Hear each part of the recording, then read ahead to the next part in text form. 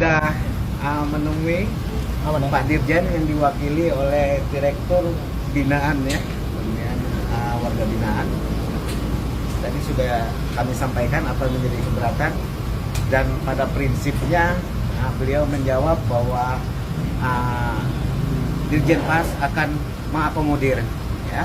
Dalam waktu dekat ini juga akan memberikan sikap apa yang menjadi keberatan kita ya, keberatan kita untuk dapat bertemu dan mendapatkan izin besuk dari masing-masing lapas maupun rutan yang ada di Kota Bandung. Itu saja. Pak, tadi alasannya apa sih Pak?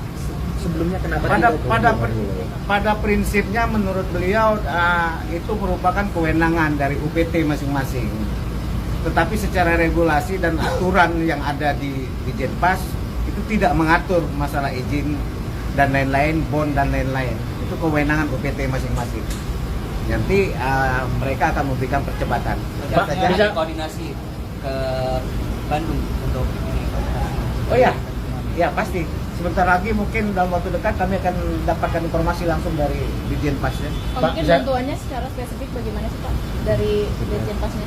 Ya mungkin memberikan atensi ya, memberikan atensi kepada kepala-kepala UPT.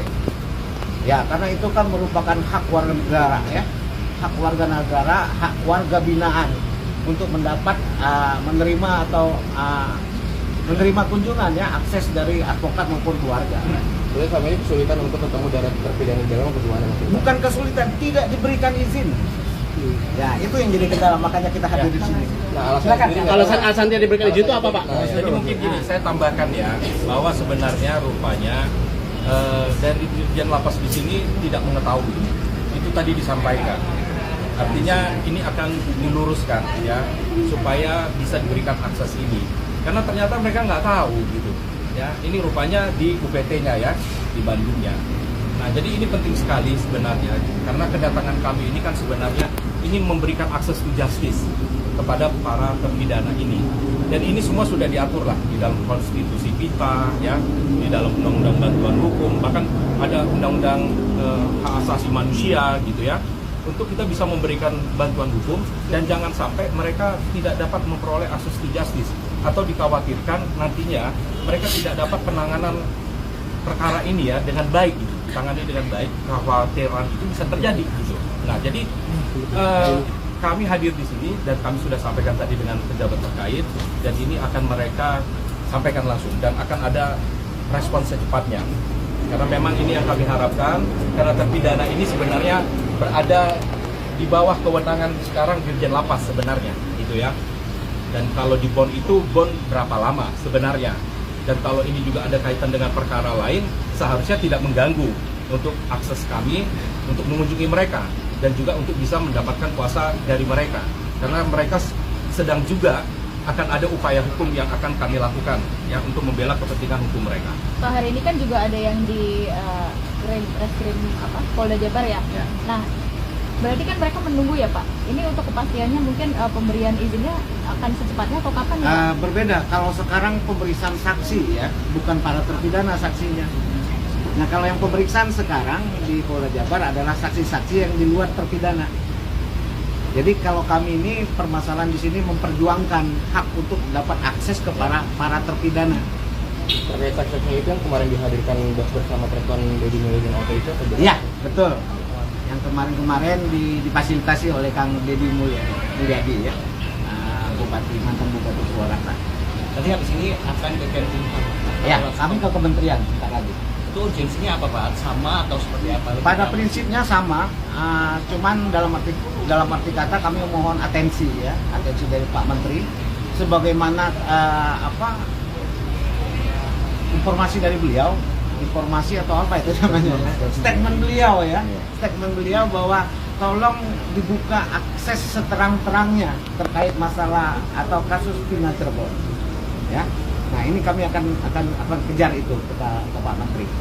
Pak, kan kasus ini sebenarnya sudah membelit kemana-mana ya, bersemerawut kemana-mana juga. Dari Bapak sendiri sebagai tim kuasa hukum perlu nggak sih atensi dari Jokowi untuk membentuk tim pencari fakta gitu? Apabila tidak kemana-mana lagi. Ya apabila memang diperlukan, saya pikir ya Presiden memang kita harus tahu bahwa situasi kondisinya seperti ini. Bila perlu memang kalau kami tetap dihalangi atau dihambat, ya kami akan menghadap kepada Pak Presiden.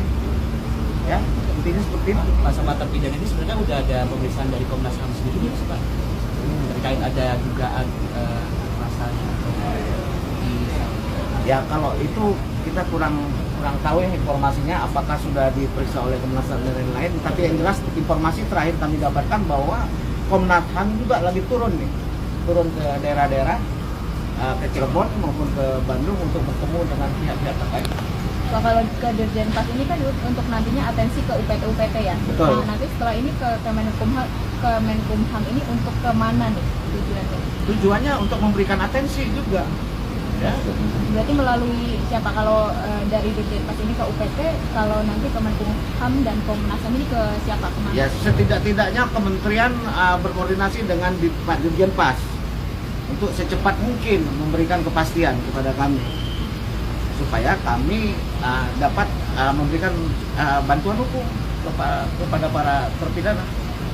Ya, itu Mungkin saja. tambahan juga ya, bahwa kami ini kan mau memberikan bantuan hukum ini pro bono, ya, cuma-cuma. Makanya ada keterlibatan di sini juga BPH Pradi, ya, sebagai unit kerja DPN Pradi di bawah kepemimpinan Prokoto Hasibuan.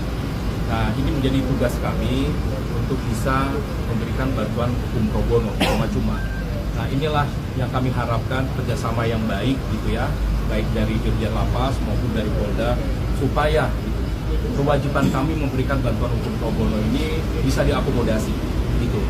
Jadi harapan kami setelah kami bertemu ini bisa segera kami mendapatkan izin ya, dan kemudian bisa mendapatkan kuasa daripada para terpidana ya. Dan kami harap juga ini jangan ada yang kami sih tidak memikirkan sejauh itu ya, mungkin ini karena Idul Adha juga gitu ya, ada libur dan sebagainya, tapi mungkin per hari ini atau selamanya besok ini kami sudah bisa mengakses. Kami ingin memberikan akses to justice itu kepada para terpidana. Dan ingat, ketika mereka di bond juga, itu di bond dibilang di kasus Peggy, mereka kan memerlukan juga sebenarnya pendampingan.